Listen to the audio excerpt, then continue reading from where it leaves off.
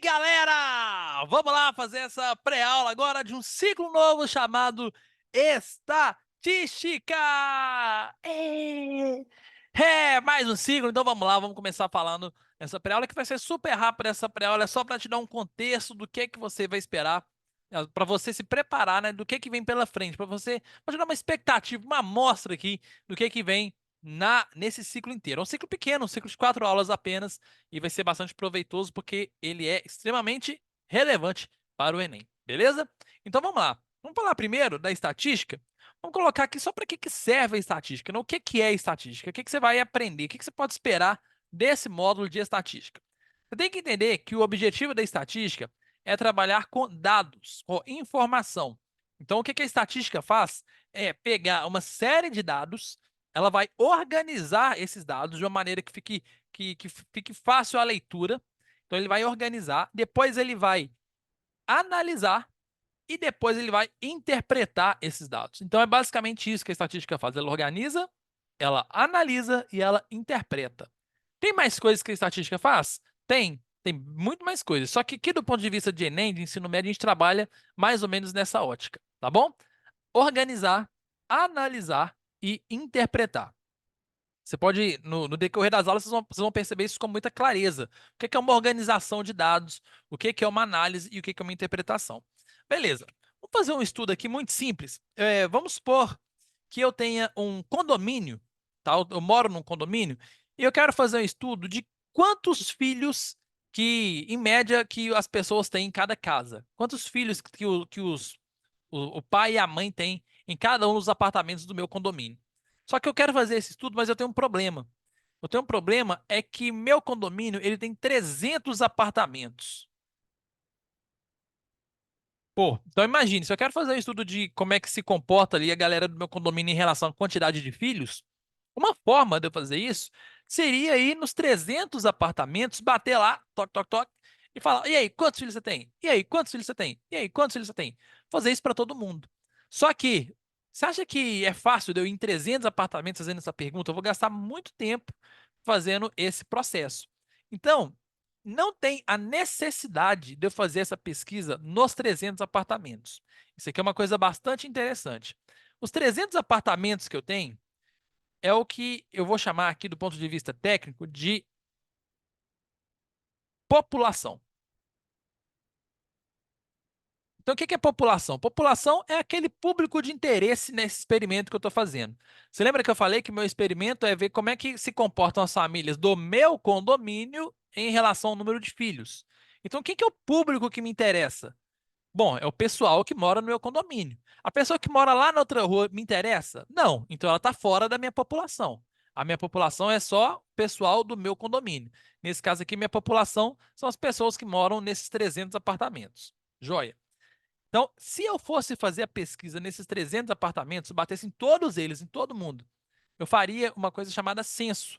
O que é o censo? O censo nada mais é do que uma pesquisa que você faz com toda a sua população. Pergunto para todo mundo. Isso chama-se censo. Sempre que eu faço uma pesquisa com a população inteira, recebe o nome de censo. Censo, você já deve ter ouvido falar do ponto de vista do IBGE. O IBGE, ele faz o censo no Brasil, normalmente, né, até então a regra era essa, a cada 10 anos. Então, repare que o censo ele não é feito no Brasil todos os anos. Por quê? Porque gasta muito tempo, é muito caro, é muito dispendioso você fazer um censo. Imagina você fazer uma pesquisa com toda a população do Brasil. Agora, recentemente aconteceu o censo.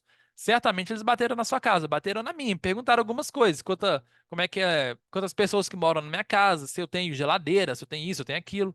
Isso aí eles fazem a cada 10 anos. Então, por que eles fazem a cada 10 anos? Primeiro, eu já falei, por causa de custo. É muito caro fazer um censo todo ano. Segundo, porque não tem a necessidade também, porque a população muda muito pouco de um ano para o outro. Agora, se eu pego 10 anos de diferença, aqui já é mais fácil de eu perceber a diferença da população daqui para cá. Você pega a população de 2010 e de 2020, elas são muito mais diferentes do que a de 2010 e 2011. Então, isso é um dos motivos também que o censo é feito a cada 10 anos. Bom, mas se para eu fazer uma pesquisa eu não preciso perguntar para todo mundo, eu não preciso fazer um censo necessariamente, o que eu faço? Eu faço uma coisa que chama-se amostragem. Então, o que é amostragem? Eu vou pegar essa população, eu vou pegar um pedacinho dela aqui, outro pedacinho dela aqui, outro pedacinho dela, outra aqui e outra aqui. E aí eu vou fazer a minha pesquisa só dentro desses quadradinhos. Então eu vou só nesses apartamentos aqui ver quantos filhos que ele tem, aqui também, aqui também, aqui também e aqui também.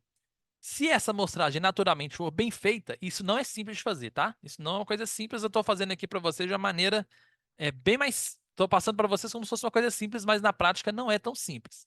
Mas se você fizer essa amostragem bem feita, ou seja, você pegar pessoas ali de maneira aleatória, apartamentos aleatórios, né? Você não escolher, eu vou no apartamento 1, 2, 3, 4, 5. Não, faz um sorteio. Põe numa urna, sorteia lá tantos apartamentos e você vai só nesses apartamentos que foram sorteados.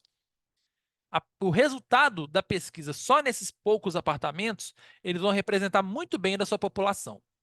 Isso vai acontecer, óbvio, que se o processo for bem feito. O resultado dessa pesquisa só com esse pedacinho laranja, que seria a minha amostra, ele vai representar a minha população. Então, por exemplo, se nessa amostra que eu fiz deu uma média de 3 filhos por família, a minha população certamente ela vai ter uma média igual a essa amostragem, de 3 filhos por família. Igual não, pelo menos bastante próximo. Então, assim, não tem a necessidade de eu pesquisar para todo mundo. Não tem necessidade, porque se você fizer uma amostragem bem feita, ela já vai ser representativa. Tá bom? Bom, uma coisa importante de falar é o seguinte. Pessoal, se eu quero ter 100% de certeza, eu tenho que fazer o censo do resultado de alguma pesquisa? Gente, nem o censo te dá 100% de certeza.